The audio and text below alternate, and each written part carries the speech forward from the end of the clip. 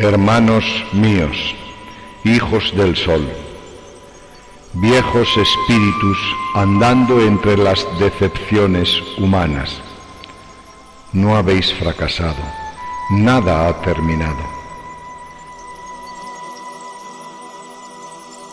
Remendad vuestros cuerpos y vuestras almas, el último paso es conseguir la inmortalidad.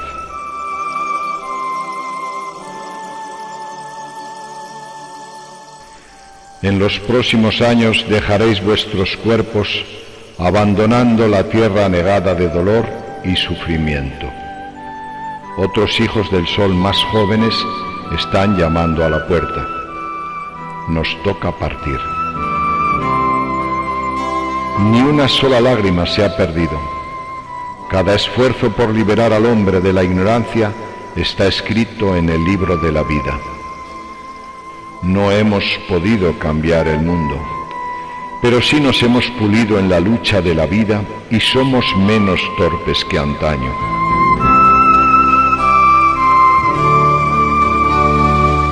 Me ha sido enseñado en el espíritu un maravilloso paisaje en la tierra argentada. No es una ilusión, queridos ilusos, es el glorioso futuro.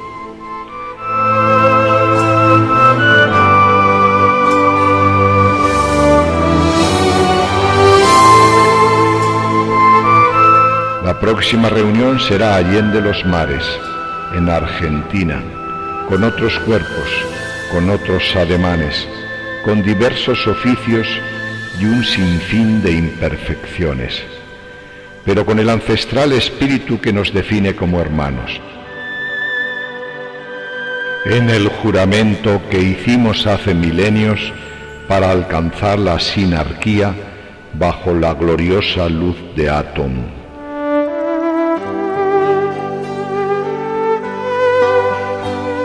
Que nadie se demore. Despojaros de estos viejos harapos de piel y juntémonos en un abrazo fraterno en el amanecer de un radiante día argentado.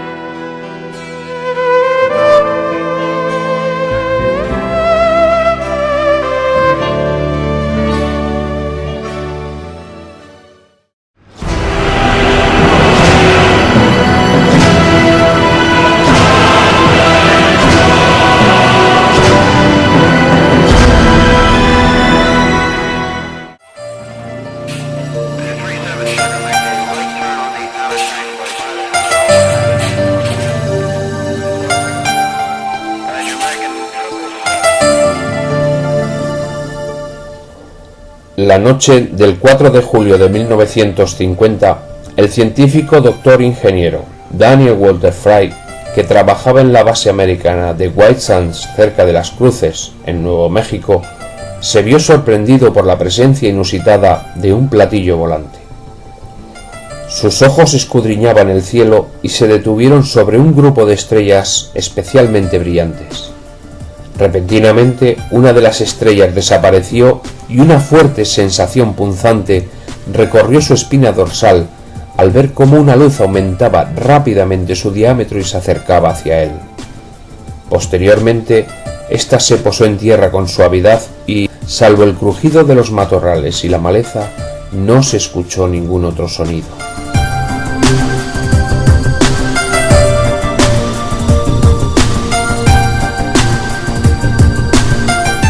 Durante casi un minuto permaneció sin moverse. Una fantástica sensación le sobrecogió mirando al objeto desconcertado. Daniel había trabajado durante muchos años en el campo del diseño de naves aéreas y espaciales. También había colaborado en el desarrollo de muchos proyectiles guiados. Pero aquel artefacto era el más adelantado de todo lo que había conocido hasta entonces. En un principio creyó que se trataba de un proyecto de la Unión Soviética.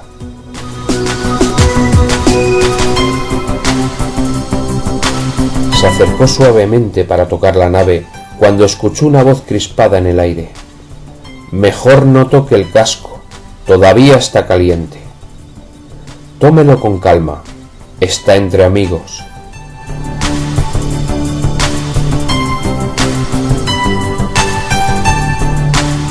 Daniel dio un salto hacia atrás preguntando: ¿qué significa esto? ¿Se trata de algún experimento americano? La voz le respondió: yo no soy americano como usted, aunque mi actual misión requiere que yo me transforme en uno. Nunca he puesto un pie sobre su planeta y requeriría de 4 años más para adaptarme a la atmósfera y a la gravedad e inmunizarme de sus agentes biológicos.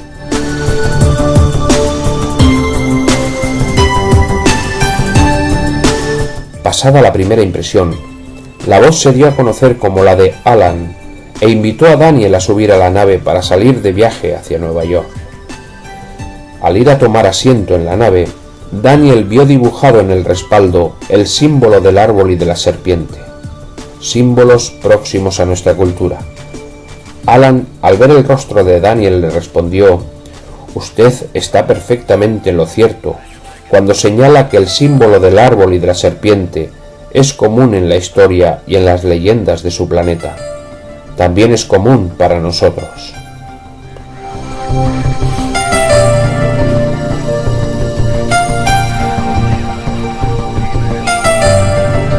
Hace decenas de miles de años, algunos de nuestros antepasados vivían en la Tierra, en un pequeño continente, hoy cubierto una parte por el mar que ustedes llaman Océano Pacífico.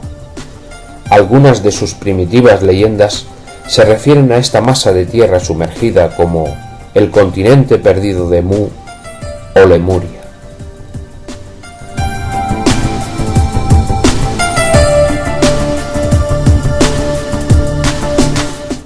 Habían construido un gran imperio y una ciencia vigorosa sobre este continente. En la misma época había otra raza que se desarrollaba rápidamente sobre otra zona de la Tierra, en el área central y sur del actual Océano Atlántico.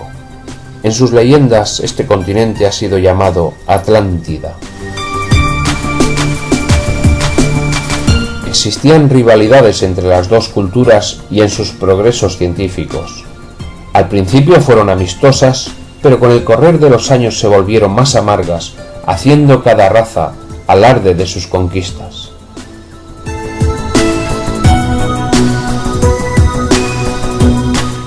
En pocas centurias su ciencia había sobrepasado el grado de desarrollo que existe ahora aquí.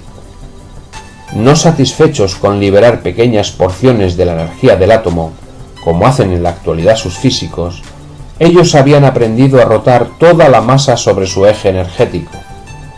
De la rotación de un trozo de materia del tamaño de un penique de cobre, resultaba la liberación de 75 millones de sus kilovatios hora. Con el constante aumento de tirantez entre las dos razas, se produjo el enfrentamiento entre ambos. Las energías liberadas fueron suficientes para provocar el mayor cambio en la configuración superficial del planeta. Las radiaciones fueron tan intensas que la superficie de la Tierra se volvió totalmente inhabitable para el ser humano durante varios miles de años. Unos pocos supervivientes de aquella catástrofe se instalaron en las altas cumbres del Himalaya, donde depositaron los testimonios del conocimiento de su raza y de su cultura. 5 naves formaron parte de aquellos náufragos de la radiación atómica. Su fin era inminente.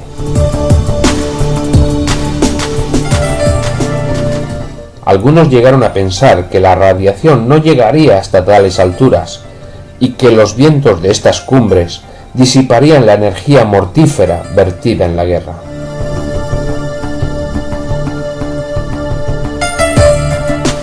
Se hizo una asamblea y unos pocos optaron por quedarse en dichas cumbres.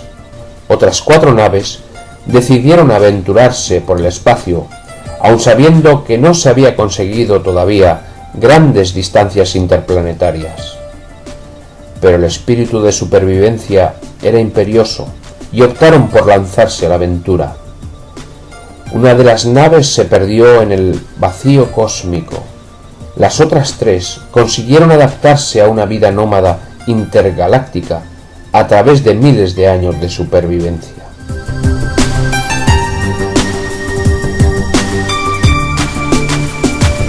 Después de 30.000 años, nos tocaba ahora regresar a la Tierra.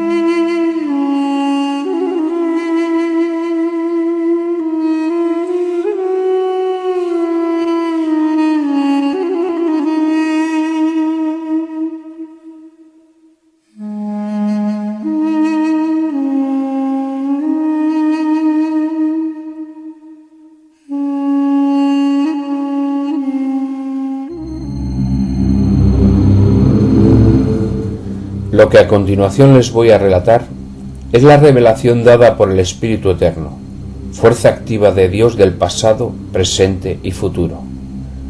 En su esencia inspiradora ha permitido obrar en armonía y orden y mostrarme lo que está por suceder en un futuro próximo.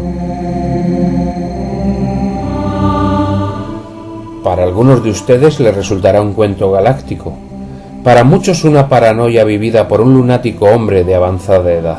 Sin embargo, para otros, será la revelación guiada por los dioses del eterno presente. Soy una persona de avanzada edad, y mi espíritu se ha forjado en 1000 batallas a través de las diversas reencarnaciones. No es mi intención convencerles de los acontecimientos que les voy a relatar, ni incomodar sus espíritus entrando en polémicas estériles que lo único que consiguen es inquietar nuestras almas.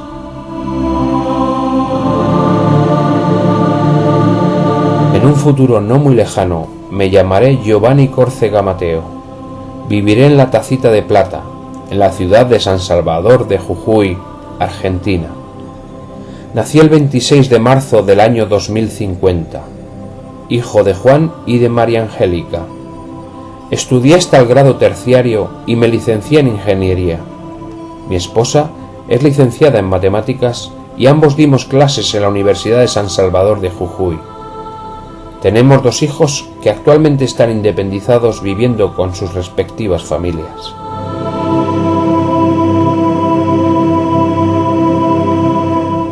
Fue a mis 47 años cuando se desarrollaron los acontecimientos que me han sido mostrados. Argentina en esa época es una nación próspera, regida por una democracia muy burocratizada.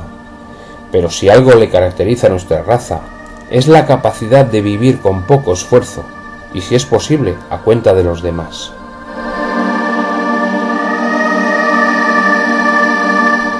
La clase funcionarial era la más elevada de toda América. 2 partidos políticos son los que nos gobiernan, uno conservador y otro progresista. Estos se alternan en el mando cada 5 años. El número de habitantes de nuestra nación supera los 90 millones de seres, contando los emigrantes provenientes de la vieja Europa después de la devastadora Tercera Guerra Mundial, sucedida 40 años antes. Se formó un grupo heterogéneo donde los hispanos, italianos y norteamericanos dominaban sobre los que habían venido de los países vecinos de nuestra región sudamericana. Los impuestos establecidos por el gobierno condicionaban toda la supuesta libertad en la que vivíamos. Se cobraba por el agua, por el gas, por la luz, la vivienda, la educación, la sanidad, los peajes de circulación, los vehículos usados, por la comunicación, por una veintena de modalidades de seguros.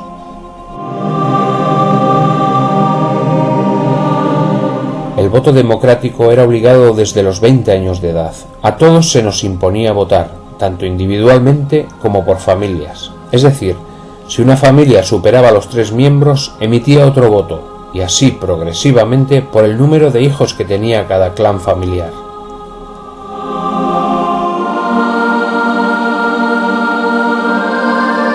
Bajo la piel, en el reverso de la mano, cada uno de nosotros teníamos un implante electromagnético con el fin de poder acceder a los bancos y a los diversos lugares de seguridad para obtener diversos servicios.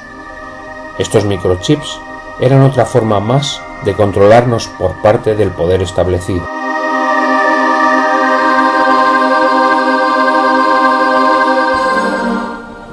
Existía libertad de culto, siendo el judaísmo y el cristianismo las dos corrientes dominantes en nuestra nación, aunque con muy pocos adeptos. La mayoría no practicaban religión alguna. Los valores éticos y morales eran dictados por modelos culturales que los medios de comunicación emitían cada día en las programaciones lúdicas, educativas y deportivas.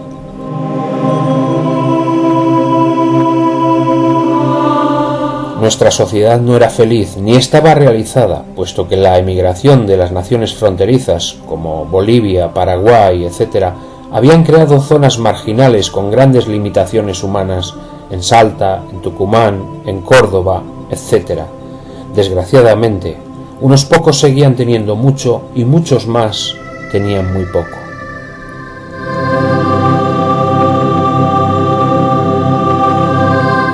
Argentina no tiene ejército.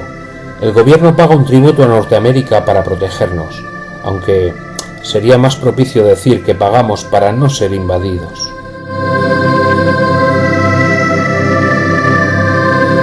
El estado policial, por el contrario, era el más alto de todo el mundo. Todo estaba controlado por la policía, no existía casi delincuencia ni robos.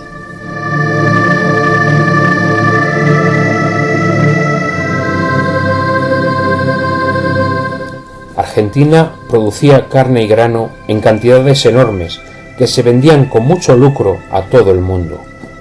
Al no haber participado en la pasada guerra, esto nos permitió afrontar la posguerra en situación ventajosa respecto a los países del Medio Oriente, África y Europa.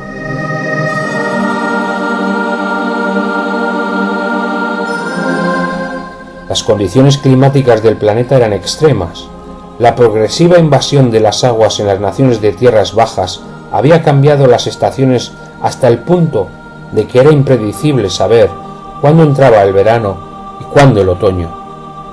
Tormentas terribles, aguaceros, ciclones y terremotos azotaban las diversas latitudes del planeta, haciendo muy difícil la supervivencia de la humanidad.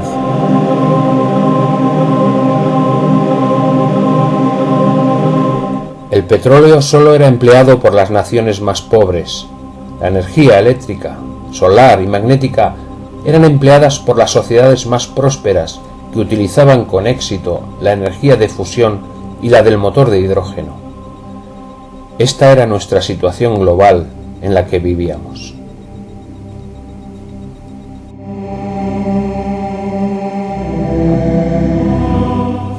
En casi todas las provincias de Argentina, Uruguay, Bolivia, Estados Unidos e incluso en Europa, seres aparentemente opacos, resignados y sumisos habían podido acceder a un conocimiento superior que solo nuestro querido profesor había podido transmitirnos. Éramos reencarnacionistas, vegetarianos y practicantes asiduos de la meditación y la autoescucha.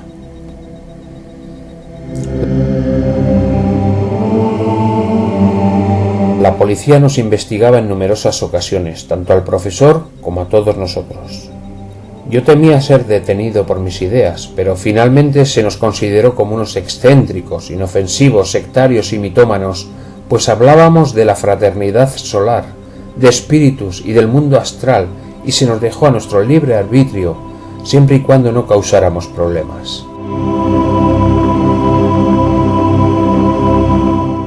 Yo estudiaba la carrera de física y vivía con una de mis tías, mientras que mis padres residían en Jujuy. Los encuentros en el café eran libres.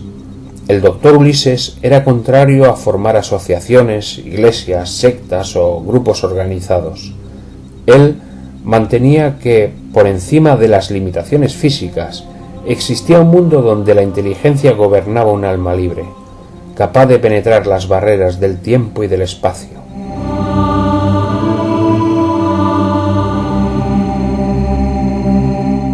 Nos hablaba de un templo que podía ser encontrado en los umbrales de la imaginación y que, para llegar a él, era necesario observar una rectitud moral absoluta, tener un cuerpo educado y en equilibrio con una perfecta nutrición y una higiene total. Todos nosotros no comíamos carnes ni pescado y mucho menos tomábamos alcohol o droga alguna.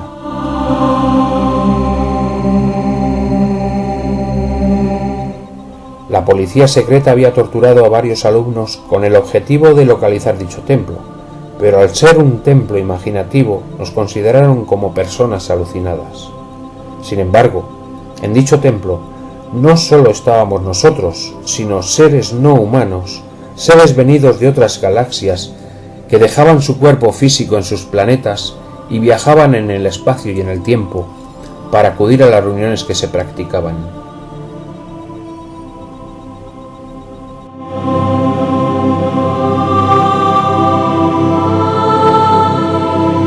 En una ocasión le preguntamos al maestro: ¿cómo se puede vivir en diversos espacios y tiempos en el mismo instante? Él nos respondió: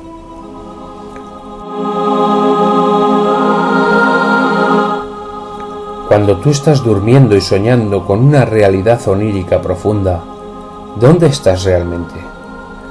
Cuando estás imaginando, ¿dónde estás realmente? Si vuestra imaginación cree que estáis elevándoos de vuestra silla y vuestro cerebro entra en una fase vibracional adecuada, conseguiréis levitar y romper la ingravidez.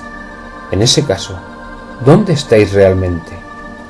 Como sabéis, existen 4 fuerzas energéticas fundamentales: la fuerza gravitatoria, la fuerza nuclear débil, la fuerza electromagnética y la fuerza nuclear fuerte. Pero esta definición viene siendo revisada desde el mismo día en que se postuló y no incluye la fuerza psicotónica, ni la energía astral, ni la energía manásica primigenia. También nos decía que éramos el resultado de una materia impregnada de dogmatismo, de inmovilidad y de prejuicios. Solo cuando empleéis la imaginación y el ensueño podréis entender lo que comprenden los pájaros, los recién nacidos, las personas de espíritu abierto, y que les ha sido denegado a los científicos y a los materialistas. En algunas ocasiones, según hablaba, veíamos asombrados cómo su cuerpo se elevaba sobre la tribuna. Algunos alumnos comenzaban a temblar, otros se encogían en sus asientos, y nosotros, sus amigos, sus adeptos y sus hijos espirituales, comenzábamos a llorar con un silencio cargado de amor y de respeto.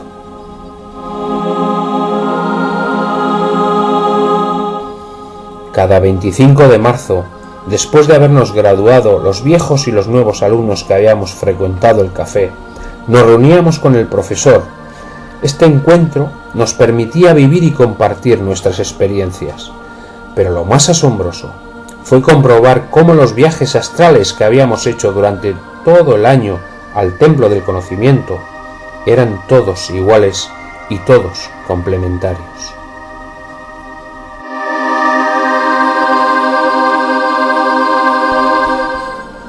El doctor Ulises falleció el mes de agosto cuando contaba con 87 años.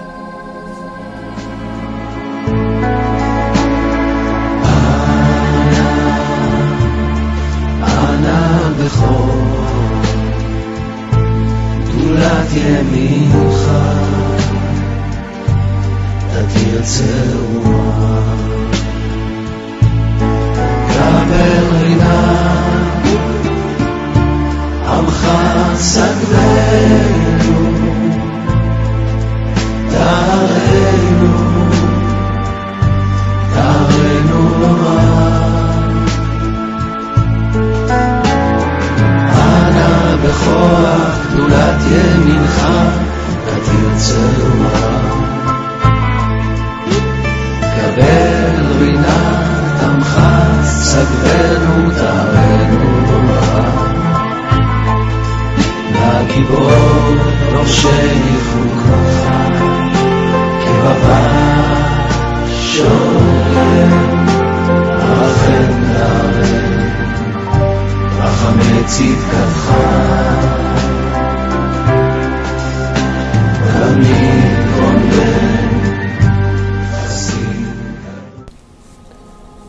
Llegamos a contabilizar, entre argentinos y de otros países, alrededor de 555 personas, afines, seguidores o simpatizantes activos de este extraño movimiento. Digo extraño porque nunca nos federamos, ni nos legalizamos, ni establecimos reglas para juntarnos. Habíamos comprendido a lo largo de los años que pasar desapercibidos era garantía de supervivencia.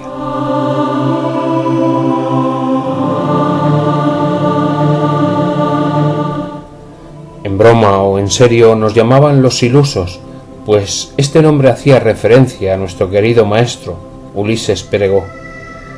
Después de su muerte, fui designado como el coordinador de todo el grupo. El viejo profesor nos había indicado que debíamos transmitir nuestra pequeña sabiduría a través de la palabra, pues sólo con la vibración del verbo se pueden transmitir determinadas informaciones que no tienen cabida en los libros.